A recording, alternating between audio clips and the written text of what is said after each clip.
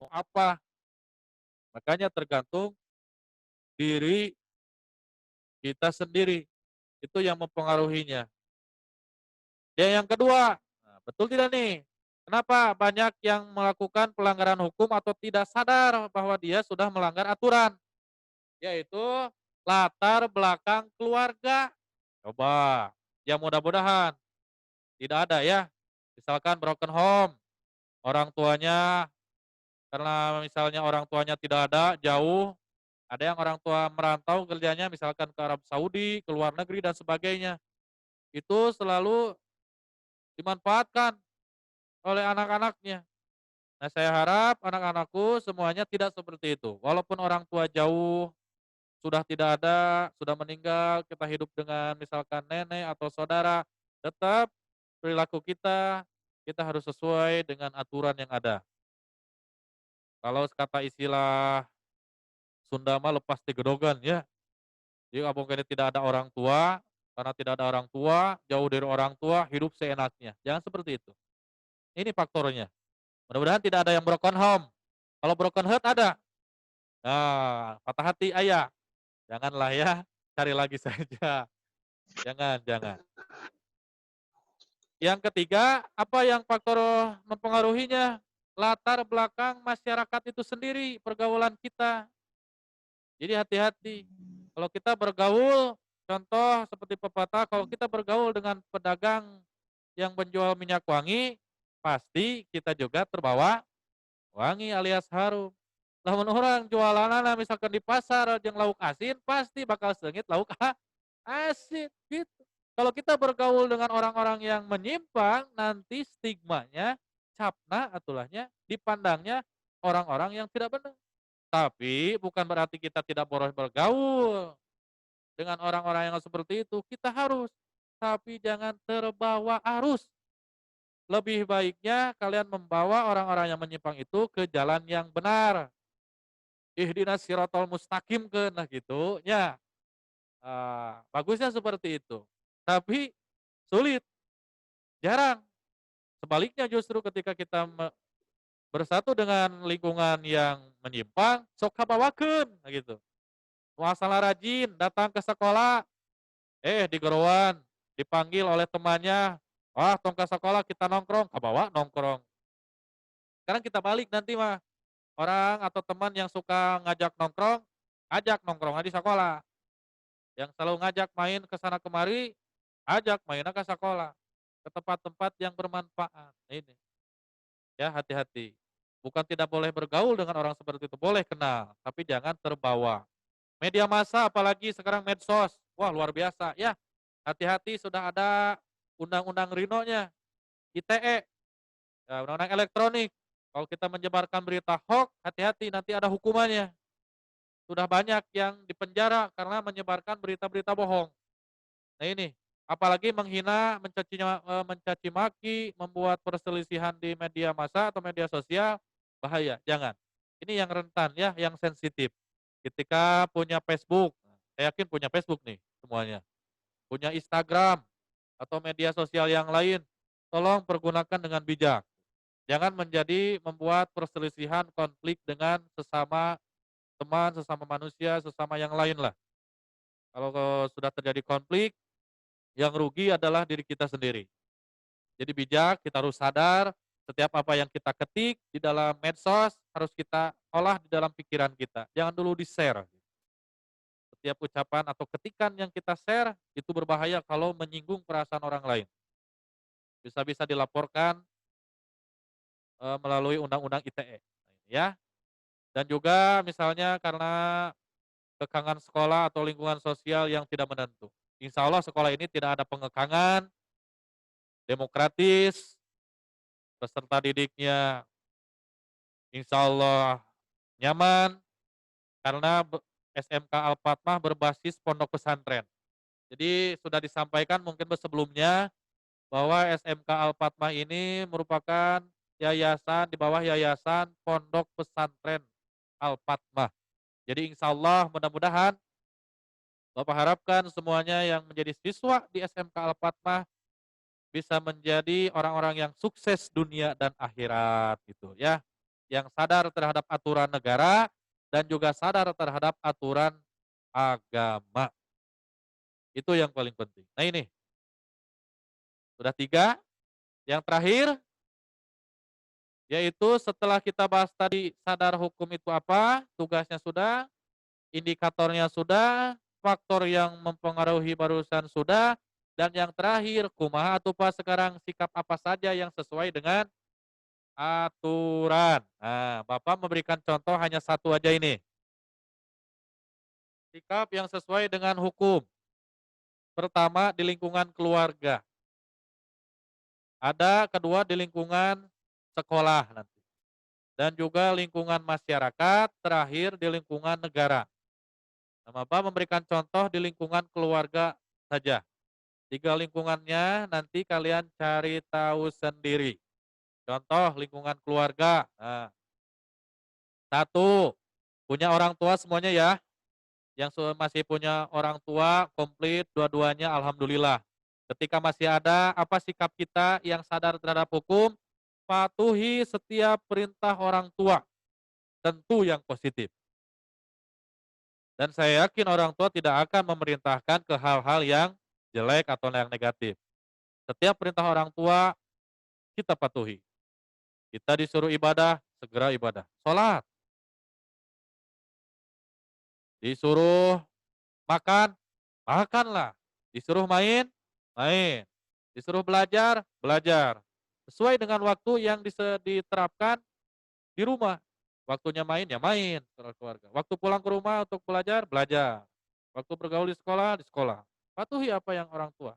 Bahkan ada orang tua sampai membuat aturan sampai ke sekolahnya diatur oleh orang tua, bahkan nikah pun diatur oleh orang tua. Pasti ada seperti itu. Itu untuk kebaikan anaknya. Dijorokan, ada yang seperti itu. Ya kita patuh saja. Karena orang tua ingin yang terbaik. Di rumah jangan lupa ibadah tepat waktu. Yang sadar hukum berarti sholat subuh, ya di subuh lah, di duhur. Gitu. Eta nu sadar.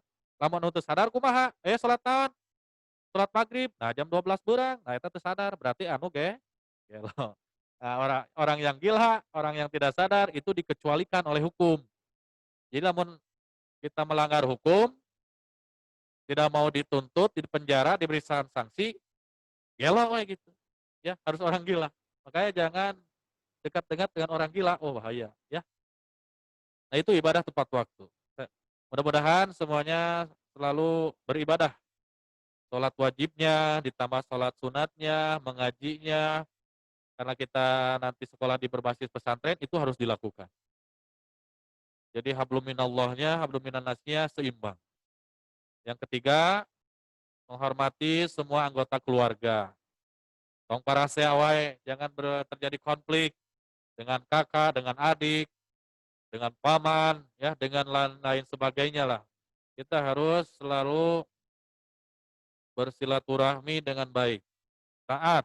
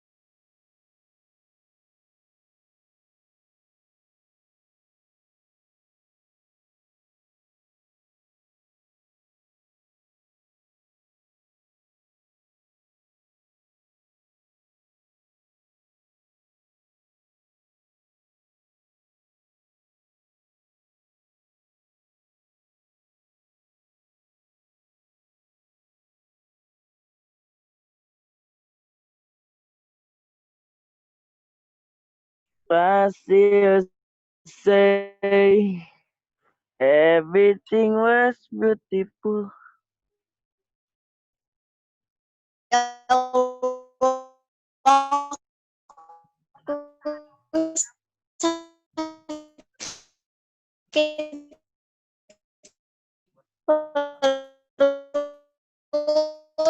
Ih, ada yang eta. Tuting saya tadi kancing.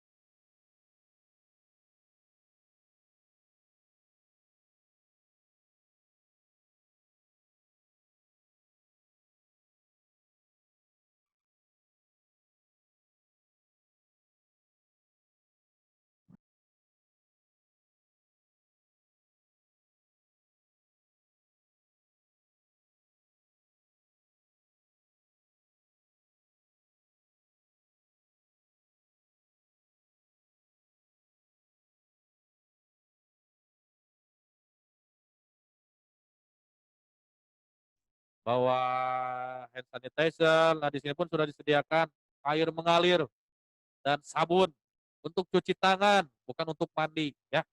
Nah, seperti itu. Dua lagi, ya yang dilarang itu apa saja, tidak boleh pakai topi, jaket, semuanya ketika di lingkungan sekolah, dibuka. Dan yang terakhir, aturan ini keras. Oh, coba yang terakhir, tampilkan paling bawah, dilarang merokok, melakukan seks bebas. Nah, ini hati-hati ya. Menggunakan narkoba dan zat adiktif lainnya. Nah, mengenai narkoba, besok insya Allah kalau ada umur, kembali lagi dengan saya di jam yang sama. Kita bahas tentang narkoba secara garis besar aja. Ini, Bapak berharap mudah-mudahan calon peserta didik SMK Al-Fatmah ini, calon ya, jadi khusus nanti harus sampai beres PLS-nya. Kalau sudah beres, nanti menjadi resmi siswa atau peserta didik SMK Al-Fatmah. Dilarang merokok, jauhi seks bebas, jauhi narkoba, minuman-minuman keras, dan berbagai perilaku yang menyimpang. Insya Allah, peserta didik SMK Al-Fatmah, semuanya soleh dan solehah. Dan semuanya insya Allah sukses dunia dan akhirat. Kalau tidak seperti itu, kalau perilakunya menyimpang, kita harus malu dengan sekolah ini. Karena sekolah ini, yang Bapak tahu, sekolah ini tanahnya juga tanah wakaf, berarti kalau wakaf itu langsung berhubungan dengan Allah. Kalau kalian menyimpang, berarti kalian menyimpang di lingkungan sekolah milik Allah, bukan milik kepala sekolah, bukan yayasan. Dipertanggungjawabkan nanti. Insya Allah ya semuanya, karena ini berbasis pesantren, akan ditekankan berbagai perilaku-perilaku yang sesuai dengan agamanya dan juga sesuai dengan aturan yang ada di negara kita dan sekolah. Seperti itu. Pertanyaan terakhir, tugas terakhir, belum ke tanya jawab. Nah ini, setelah tadi ada aturan sekolah, coba kalian jawab. Pertanyaan terakhir, tuliskan manfaat sadar terhadap peraturan sekolah. Yo, silakan. Di screenshot saja. Boleh dipoto tuh. Semua pertanyaan tadi dikerjakan di lembar tugas yang sudah di-share. Sekali lagi, tugas terakhir adalah tuliskan manfaat kita itu sadar atau taat terhadap peraturan sekolah. Ada kaitannya yang dibahas tadi dari awal sampai akhir. Begitu, terima kasih. Mudah-mudahan hanya singkat seperti ini saja. Kalau membahas aturan-aturannya banyak lah. Apalagi membahas pasal liur nantinya. Apalagi undang-undang. Wah, ya, pusing tidak Ya. tapi liur. Liur apa? Karena tidak sesuai dengan apa yang diharapkan. Mungkin nanti ada pertanyaan. Oke, waktu berapa menit lagi? Ada 15 menit lagi. Satu kelompok, satu pertanyaan dulu. Kelompok satu, tolong dicatat ya. Nih, kelompok dua nih. Kelompok 2 dan kelompok 3. Sekarang kelompok 1 dulu. Boleh yang ingin bertanya tentang berkaitan dengan materi yang Bapak sampaikan. Ayo silakan kalau ada pertanyaan kelompok 1. Monggo. Ayo satu orang saja.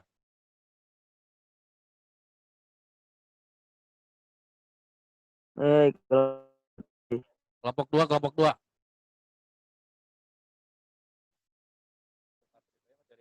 kelompok dua,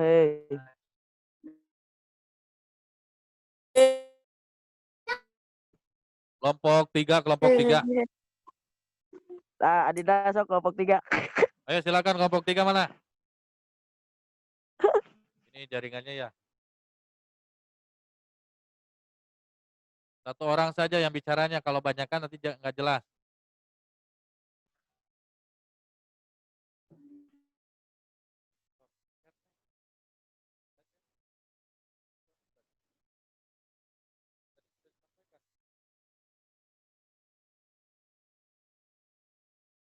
Tugas-tugas tadi sudah disampaikan waktu pemaparan.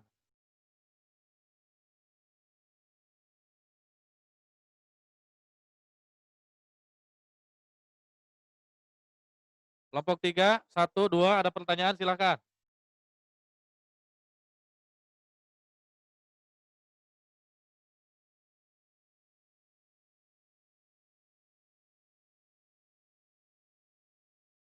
Ada nggak?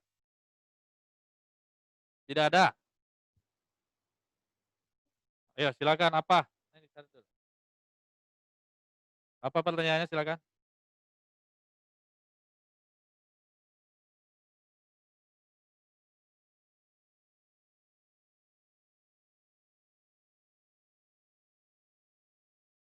Halo. Bapak dari chat.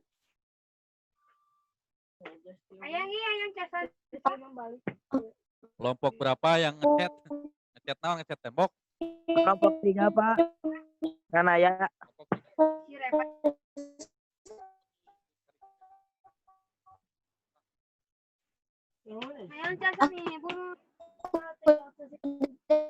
Dari chat Pak kirim pesan. Kelompok 3. Kelompok 3. Kelompok 3 ada di pesan, Pak. Di chat.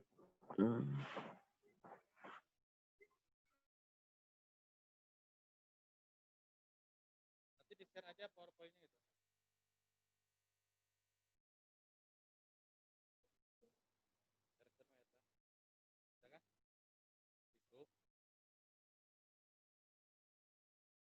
Nanti PowerPoint-nya di-share lah, kecil dah. Cuma beberapa slide, nanti di-share materinya. Dan tugas-tugasnya sudah ada di PowerPoint itu ya, nanti Bapak share di grupnya. Sekali lagi, kalau yang tadi karena sinyal tidak menyimak, untuk PowerPoint-nya nanti akan di-share. Tenang saja, nanti pelajari, buka, dalam PowerPoint itu juga ada tugas-tugas yang harus dikerjakannya ya. Jelas ya? Ya. Ya.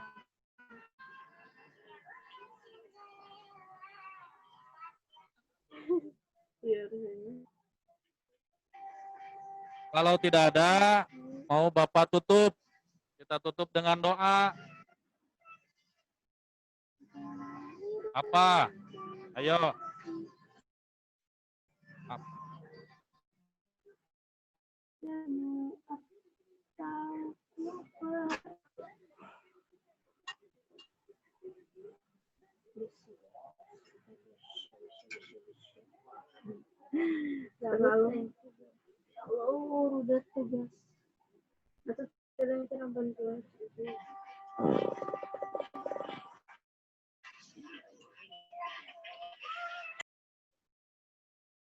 Mau apa? Mau nanya apa? Ayo tuh bertanya. Kalau tidak ada pertanyaan, kita tutup saja dan insya Allah besok kita kembali lagi di gelombang yang sama, di Bapak waktu itu yang dari sama di tiga 90,7 radio. Komen tuh. Masih? Oh iya, gimana? Apa tuh pertanyaannya? itu Jangan nanya pribadi ya. Jelas. ya Ada apa dikirim? Pak. Kalau sakit pergi ke dokter. Ya, kalau sakitnya sakit muriang, panas tiris, sesuai dengan keterangan dari dokter benar-benar sakit, ya silakan ya. Tapi kalau yang sehat dan atau panas di jaket tanpa kecuali itu mah ya. Kalau yang sakit misalnya karena harus memakai sepatu lalu sakit amit-amit misalnya celaka kakinya misalkan patah banyak kudu di sepatu gitu ya atau nyiksa. Jadi disesuaikan lah. Yang namanya aturan yang penting kita sadar, taat, tahu dan juga fleksibel. Walaupun memaksa, yang dimaksa itu adalah peraturan-peraturan yang berat. Membunuh, ya, pelecehan, merampok, pemerkosaan, terorisme, dan sebagainya. Kalau misalkan aturan seperti di sekolah, itu bisa fleksibel ketika ada yang sakit, ya ada toleransi. Seperti itu. Ada lagi, jangan paranoid lah. Kita di sini insya Allah nyaman.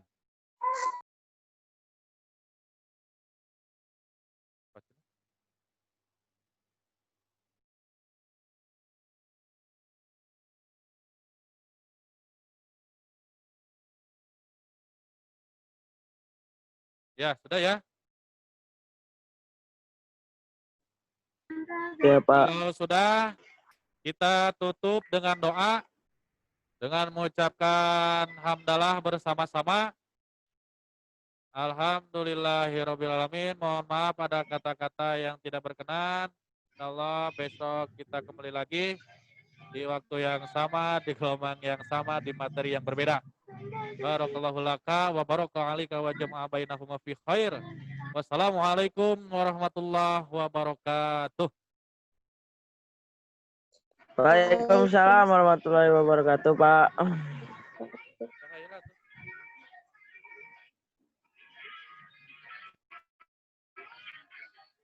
Dan Bapak love you. Dadah Bapak love you.